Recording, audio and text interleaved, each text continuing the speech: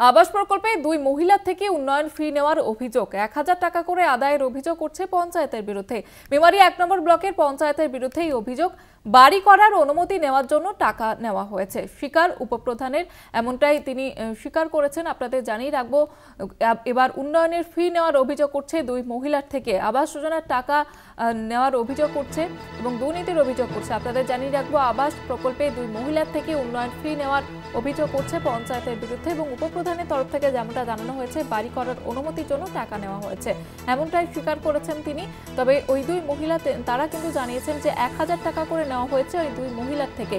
মেমারি ১ নম্বর ব্লকের পঞ্চায়েতের বিরুদ্ধে এমনটাই অভিযোগ করছে। একদিকে আবাস যোজনার দুর্নীতি নিয়ে একাধিক জায়গায় সরব হয়েছেন সকলে, একাধিক দুর্নীতির অভিযোগ করছে।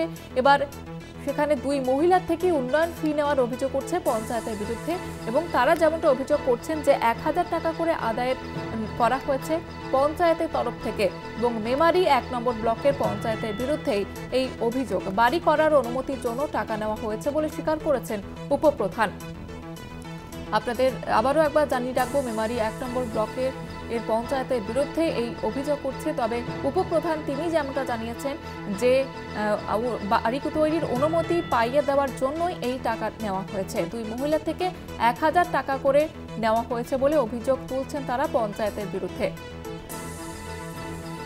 এ বিষয়ে আরো বিস্তারিতভাবে জানবো, টেলিফোন লাইনে রয়েছে প্রতিনিধি কুণাল চট্টোপাধ্যায়। কুণাল, কি অভিযোগ করছে পঞ্চায়েতের বিরুদ্ধে?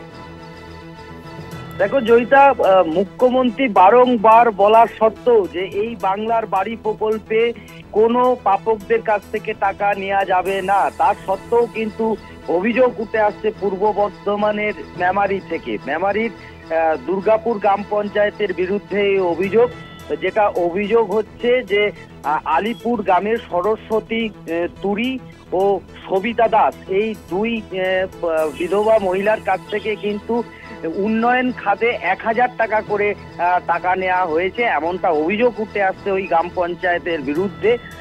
পরবর্তীকালে ওই যে গ্রাম পঞ্চায়েতের বিরুদ্ধে অভিযোগ উঠে আসে, তখন ওই গ্রাম পঞ্চায়েতের উপপ্রধান নিতাই ঘোষ তিনি দাবি করেন যে ঘর প্রাপকদের কাছ থেকে কোনো টাকা নেওয়া হয়নি। তবে পরবর্তীকালে সংবাদ মাধ্যমে চাপে পড়ে তিনি স্বীকার করেছেন যে হ্যাঁ, বাড়ি পারমিশনের জন্য ও বাস্তু জমি শ্রেণী পরিবর্তনের জন্য ওই প্রাপকদের কাছ থেকে টাকা নেওয়া হয়েছে।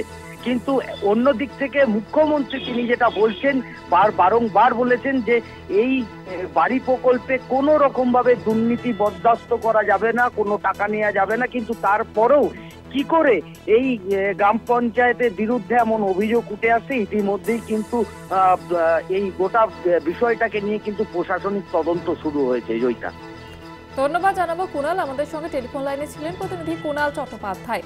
আপনাদের জানিয়ে রাখবো, এবার আবাস যোজনার প্রকল্পে উন্নয়ন ফি নেওয়ার অভিযোগ উঠছে পঞ্চায়েতের বিরুদ্ধে।